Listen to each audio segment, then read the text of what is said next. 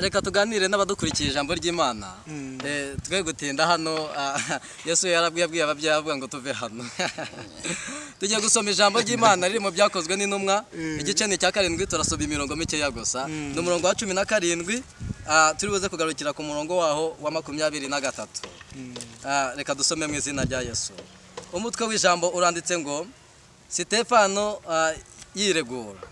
Hanyuma tugere ku murongo waho wa 17 ngariko igihe cy'isezerano cyenda gusohora.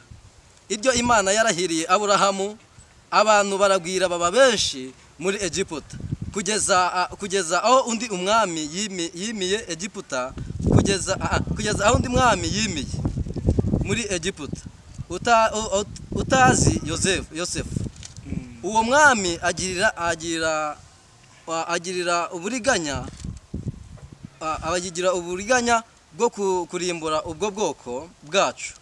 Agirira abasogokuruza nabi ateshereza abana babo impinja kugira ngo batabaho. Muri icyo gihugu Mose aravuka. Muri icyo gihe Mose aravuka. Yari mwiza cyane imbere y'Imana, bamurera mu rugo rwa se amezi 3. Hanyuma amaze gutabwa umukobwa wa Farawo aramujyana amurera nk'umwana we. Mose yigishwa ubwenge bwose bw'Abanyegiputa, agira imbaraga mu magambo ye no mu byo akora. Mwakire neza ijambo ry'Uwiteka. Amen. Yego. Tugiye kuganira ku ijambo ry'Uwiteka. Amen. Mukozi wasubiramo mu ijambo ry'Imana kugira ngo abantu baryumve neza. Nkuko tubivuze cyangwa se ijambo ribivuze ingenzi wanda asomye umutwe w'amagambo ravuze ngo Stefano yiregura. 17 haravuze ngo mu gice cya 7 ariko igihe cy'isezerano cyenda gusohora iryo Imana yarahiriye Aburahamu abantu baragwira baba benshi muri Egiputa kugezaho undi mwami yimiye muri Egiputa kugezaho umwami yimiye muri Egiputa utazi Yosefu. Uwo mwami agira uburiganya bwo kurimbura ubwoko bwacu, agirira basogokuruza nabi abateshereza abana babo b'impinja kugira ngo batabaho. Muri icyo gihe Mose aravuka, yari mwiza cyane imbere y'Imana, bamurerera mu rugo rwa se amezi 3. Hanyuma amaze gutabwa umukobwa wa Farawo aramujyana amurera nk'umwana wa Farawo, amurera nk'umwana we. Mose yigishwa ubwenge bwose bw'Abanyegiputa, agira imbaraga mu magambo ye no mu byo akora. Amen. Amen. Haleluya. Amen. Haleluya. Amen. Iri jambo hagati y'umugambi w'Imana w'isezerano Imana yagiranye na Aburahamu. Imana yasezeranyije Aburahamu ko izavana Abayisirayeli mu gihugu cya Egiputa. Haleluya. Hanyuma hagati y'uko kubavana muri Egiputa haje kuzamo ingorane nyinshi cyane. Hazamo amakuba, ariko kuko Imana yari yavuze ko bazataha byanga byakunda bakava mu gihugu cya Egiputa. Imana igwana n'imigambi y'umwami wari wimitswe utarigeze kumenya Yosefu. Ntago yashakaga ko Abayisirayeli bataha bava mu gihugu cya Egiputa. Ariko kuko umugambi w'Imana, Imana yari izi ko umuntu uzakura Abayisirayeli mu gihugu cya Egiputa ari Mose. Iryo ni ryo sezerano Imana yarahaye nde Aburahamu. Ndagira ngo nkubwire ko hari isezerano Imana yaguhaye, abantu bararigwanya. Uwo ninde warigwanyaga? Ni umwami wimitswe utarigeze kumenya Yosefu wavuganye n'Imana. Haleluya. Amen. Hanyuma ng'iryo sezerano rasta pestika laboni yasini yangonia. Iryo sezerano rigenda riba rinini. Ndagira ngo nkubwire imbaraga gisezerano wagiranye n'Imana. Nta kindi kintu gihagurukije ibyo bibazo urimo, nta kindi gihagurukije izo ntambara urimo, nta kindi gihagurukije iyo nzara ufite. Nuko wavuganye n'Imana kuzajya. Nta kindi gitumye wambara ubusa. Nuko Imana ishaka kukwambika, ikakwambika nk'ikigori, amahanga akabimenya ko wambaye, televiziyo zikazamenya ko wambaye. La sakita stibeni yangonia. Nta kindi gitumye utabyara utinze ku musozi wo kutabyara. Imana ishaka kwemeza abarozi bagufasheho ijambo. Imana ishaka kwemeza abantu bagufasheho ijambo bakavuga ko utazubaka. Bantu bavuze ko uzajya mu mahanga ariko nta buzima uzagirirayo. Ariko Imana yonyine kubera umugambi wagiranye nayo, isezerano wagiranye nayo ikavuga ngo mwana wanjye haguruka ugende nyingi ugiye kugutuzayo. Niyo mpamvu intambara uri guhura nazo ukifuza kuba wanagaruka. Icyo ni ikimenyetso kikwereka yuko uri mu mugambi w'Imana. Ngo maze ngo Mose ngavuka ari mwiza. Ndagira ngo nkubwire ko isezerano Imana yaguha rirazaza ari ryiza, rizavugisha abantu benshi. Abantu benshi bazateshwa guza, bazakubaza ngo urinde, uzambabarira ubabwire ngo ninjye Emi. Haleluya. Uzababwire ngo ninjye Emi, uzabivuge, vuga izina ryawe, unuvuge iryanjye. Haleluya. Umugambi w'Imana, iyo Imana igiye kugusohorera umugambi, abantu baba benshi bakawugwanya. Uzarebe kenshi iyo ugiye kugura imodoka, abantu bavuga ngo nta esansi uzabona, kandi Imana yayiguhaye batazi aho yayiguhereye. Iyo ushatse umugore baravuga ngo ntuzabyara, iyo ushatse bakavuga ngo ntago uzaheka, umwana akajya mu ishuri bakavuga ngo ntago azatsinda, ariko bikabatangaza bumvishije ngo abaye wa mbere. Izo ni imbaraga z'Imana. Abakugwanya Imana igiye kubacecekesha kuri uyu mugoroba. Haleluya. Imbaraga z'Imana zirakomeye. Witinya ibigerageza uri guhura nabyo, witinya ibibazo uri guhura nabyo. Nshuti yanjye, witinya kuri kwirukanwa mu nzu, witinya nshuti yanjye ko uri ku muhanda. Imana ishaka kukugaragariza impamvu uri ku muhanda. Imana iragira ngo nikuvana ku muhanda uzafasha abandi bagenzi bawe, uzamenye umubabaro wo kurara hanze ku ikarito. Imana ishaka kugira ngo impamvu ufite inzara uzafasha abantu bafite inzara. Umuntu wigeze kwicwaho n'inzara kimano areba umuntu mu maso nubwo yaba adafite yerekwa, akavuga ngo uriya muntu inzara iramwishe, akamuhamagara akamubwira ati vayo hano ngufungurire. Haleluya. Haleluya. Ndagira ngo ngutangarize wikangwa na biracitse. Barabivuze ngo ubukwe ntibuzaba, buraba ariko baravuga burinda buba. Muri Esiteri aranditse ngo ubwo abanzi b'Abayuda bibwiraga ko babagiye kubagiraho ububasha, ariko birahinduka ngo Abayuda bari bo babagiraho ububasha. Humura umugambi Imana igufiteho, humura agahinda watewe n'ababyeyi, humura agahinda watewe na mami wawe, agahinda watewe na dadi wawe, agahinda watewe na shangazi. Imana ije kukagahoza mu izina rya Yesu. Mukozi w'Imana, gira ikintu wavuga kuri ibi bintu. Haleluya. Amen. Haleluya. Amen. Nk'uko ijambo ribivuze, muri Egiputa himye undi mwami utarigeze amenya, Yosefu. Ubu bwoko bw'Abisirayeli buri mu gihugu cya Egiputa bwari ubwoko butoya ngo babe ubwoko bwaguye mu gihugu cya Egiputa. Nk'uko ijambo ribivuga mu gitabo cyo Kuva, igice cya mbere habivuze neza, hunganira nanone iri jambo twumvishe, havuga kuba ubwoko bw'Abisiraheli. Haravuze ngo kuri uyu murongo haravuga ngo muri Egiputa himba undi mwami utigeze kumenya Yosefu. Abwira abantu be ati, dore Abisiraheli bahindutse ubwoko buturuta ubwinshi, buturusha n'amaboko. Nimuze tubashakire ubwenge be kugwira, bikazatuma bafatanya n'ababisha bacu, habaho intambara bakaturwanya bakava mu gihugu cyacu. Bishatse kuvuga ngo Abisiraheli nubwo bari ubwoko butoya bari mu gihugu cya Egiputa, basa nk'aho ari abaretwa. Nk'uko ijambo ribivuga, bari abaretwa, bari barajyanye kw'iminyago, ariko nanone nk'uko babarwanyaga cyane babarusha amaboko, igihugu cyose cya Egiputa bahangaga amaso ku baretwa bari bari mu gihugu, aribwo bwoko bwa Mose, aribwo bwoko bw'Abisiraheli. Ariko noneho Uwiteka areba uburetwa abisirayeli barimo bakoreshwa, ngo none abisirayeli barataka bararira cyane, gutaka kwabo ngo kwarazamutse ngo kugera ku Uwiteka, ngo Uwiteka yumva gutaka kwabo no gusenga kwabo kwabo, ngo Uwiteka aramanuka arabatabara.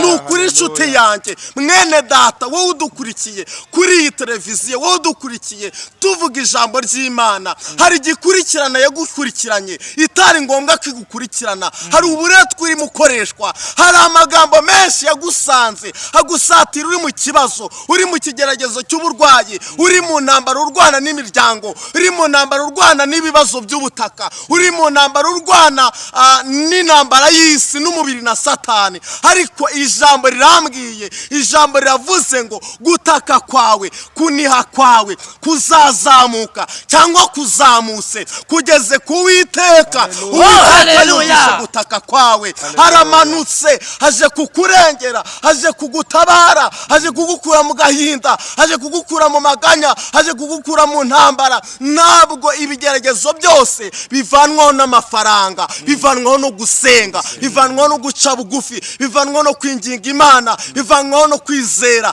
Kwizera niko kuduhesha. Abaheburayo 11 haravuze ngo kwizera niko kutumenyesha rwose ibyiringirwa ko bitazabura kubaho. Imana itugirire neza kandi Imana idufashe. Kandi arongera avuga ngo kwizera niko kwahereye Aburahamu muri Isaka asa nk'umuzuriwe. Nuko Aburahamu yari asa nk'uwapfuye, ariko Imana iza gutamba igitambo cy'umwana w'intama w'Imana, asa nk'uzuriwe Aburahamu. Imana hari ibintu igiye kuzura ku buzima bwawe. Imana hari ibintu igiye byapfuye, hari ibyo wafushije ubukwe, ufusha ibintu bitandukanye, ufusha ubucuruzi, ufusha uhagarika amashuri, ariko Imana ikuzurire. Hari ibyapfuye by'umumaro ku buzima bwawe, Imana ikeneye kuzura. Imana yongere kwigarurire, Imana igaruka ku buzima bwawe, Imana ugaruke mu byo ugerageza gukora. Haleluya, haleluya, haleluya, haleluya. Imana itugirire neza kandi Imana idutabare. Ntabwo Imana niza izaceceka. Aho watawe, aho wajugunwe, Imana izazigutore nk'uko nasomye ijambo. Haleluya, haleluya.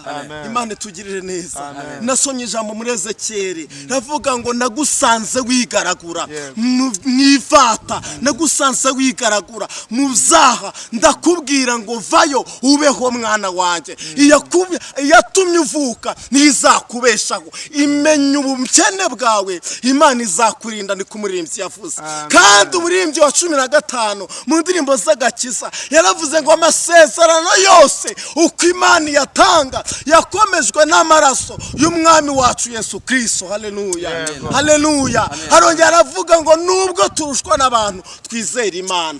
Yesu niwe nshuti nziza izabana natwe, Imana izahorana natwe. Haleluya, haleluya, haleluya. Twebwe turimo hano turavuga Imana, turimo kukuzana ijambo ry'ubuzima, turimo kukuzana ijambo ry'ihumure. Hari byinshi byagukomerekeje, hari byinshi byaje mu buzima bwawe bitari ngombwa ko bizamo, ariko niwegera Imana, ukisunga Imana nshuti yanjye, ugasenga Imana mu kuri no mu mwuka. Haleluya. Niko ijambo ryarambwiye muri Yohana igice cya mbere murongo wa 12 haravuga ngo icyakora bamwemeye bose bakizera izina rye yabahaye ububasha. Haleluya, bwo kwitwa abana b'Imana. Turi abana b'Imana, uri umwana w'Imana. Nshuti yanjye, ntabwo Imana yakuretse, nta nubwo Imana yakwibagiwe, ahubwo uko yariri kera na n'uyu munsi ni kwiri.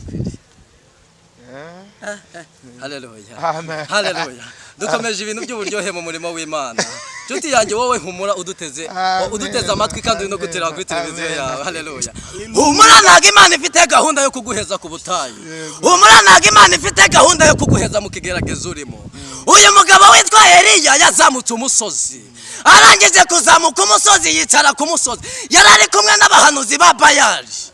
Ngamaze kuhagera arababwira ngo nimutangire mukora ibyo mwifuza byose, hanyuma ku mukanya turaza kureba Imana nyamana. Ni nkaho yakababwiye ngo nimundagera ubukwe, nimundagera abana, nimuvuge ko ntazabukoresha, ariko buzakora mu isegonda rimwe. Eliya yavuze ikintu mu isegonda rimwe, mukozi w'Imana. aravuga ngo uyu munsi bimenyekane ko ari Imana ya Isirayeli, uyu munsi bimenyekane ko ari Imana. Aho wicaye aho mu modoka yawe, aho wicaye aho mu nzu yawe, aho wicaye aho ngaho hanze, bimenyekane ko ari Imana wasenze kuri uyu mugoroba. Bigiye kumenyekana ko wahuye n'umukozi w'Imana, bigiye kumenyekana ko wahuye n'abantu b'Imana. Haleluya, haleluya. Bigiye kumenyekana. Umuririmbyi yaravuze ngo bwira Yesu byose ni inshuti yawe, kandi arakunda afasha abashavuye. Yesu ni inshuti yawe, Yesu agiye kugufasha, Yesu agiye kugukiza amarira watewe n'abantu biyitiriye ko yabatumye. Yesu kuri uyu mugoroba agiye kukubohora. Yesu hari izindi mbaraga agiye kukwambika. Wowe umaze igihe kinini ubona byaranze, wagiye mu burayi ubona ubuzima bwanze, inshuti yanjye ndagira ngo nkubwire, ngwino urebe Yesu umutakira ibibazo ufite. Wowe wagiye ku muhanda ukajya kuba mayibobo ubitewe n'imiryango, ngwino kwa Yesu ufatanye natwe gusenga. Nukuri ngwino. Wowe ushaka kwiyahura, umuririmbyi yararirimbye ngo rangurura maze utangariza abafite inimba, bwira nabo bose basatse kwiyahura, dufite Imana itabara bayo we, iyo dusenze we iratwumva. Uyu mugoroba ntago Imana yatwimye amatwi. Imana yabwiye Yesaya, iramubwira ngo ukuboko kwanjye ntago kwaheze, n'ugutwi kwanjye ntago kwapfuye ngo kananirwe kubumva. Hari ijambo nibutse kuri uyu mugoroba, Yakobo yaciranye n'Uwiteka, ariko Uwiteka agiye kugenda aramubwira ngo ntago wagenda utampesheje umugisha. Byabaye intambara ikomeye cyane. Hanyuma Yakobo afata marayika aramubwira ngo ntugende utampesheje umugisha. Uyu mugoroba wahuye n'Imana, niwe mereka Imana kugenda itaguhaye umugisha. Yego. Uyu mugoroba Yakobo Imana marayika yaramubajije, aramubaza ngo witwa nde? Aramubwira ngo njyewe nzwi ku izina rya Yakobo. Haleluya. Amen. Abwira marayika aramubwira ngo ni izina ry'uburiganya.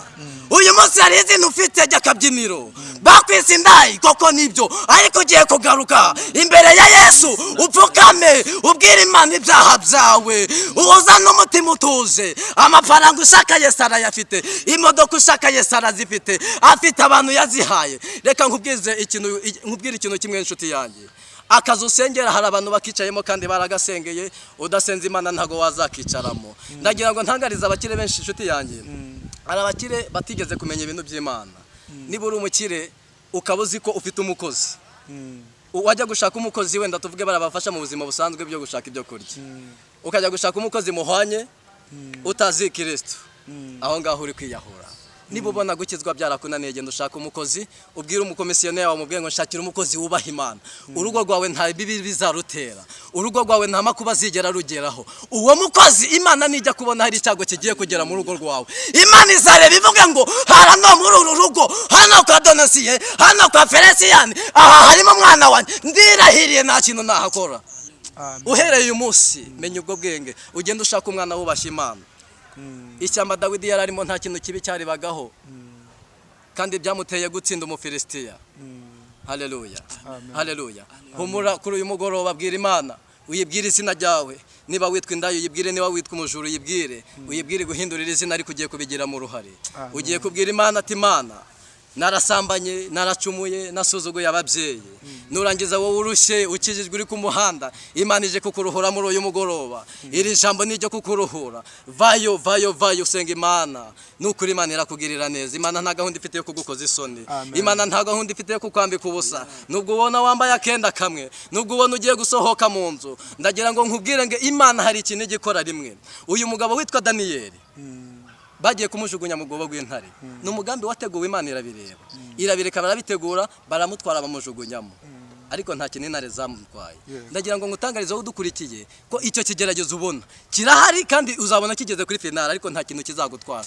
Ntago ubusa uzabwambara, nta nubwo ubukwe bwawe buzapfa, nta nubwo ibyo bakuvugaho byose bizasohora, kuko ijambo ry'Imana riratubwira ngo imigambi yabo ntizahama kandi ntizasohora, kandi bazaguhiga banyuze mu nzira imwe, Imana ibatatanyije mu nzira zirindwi. Amen. Haleluya.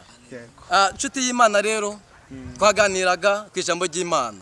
Ndumva tugeze igihe cyo gusoza, tugataha tukajya kuruhuka. Tuba twavuze byinshi byo Uwiteka Imana, ariko mumenye yuko icyo kibazo urimo ari ikigusunikira mu mugambi w'Imana ku isezerano wavuganye nayo. Ikimana wavuganye nayo kibyiga ibibazo byawe ufite bikaza bikwirukanyira kugira ngo kize kibisohoramo. Yego. Yego. Ya ni mu basengere rero bakundwa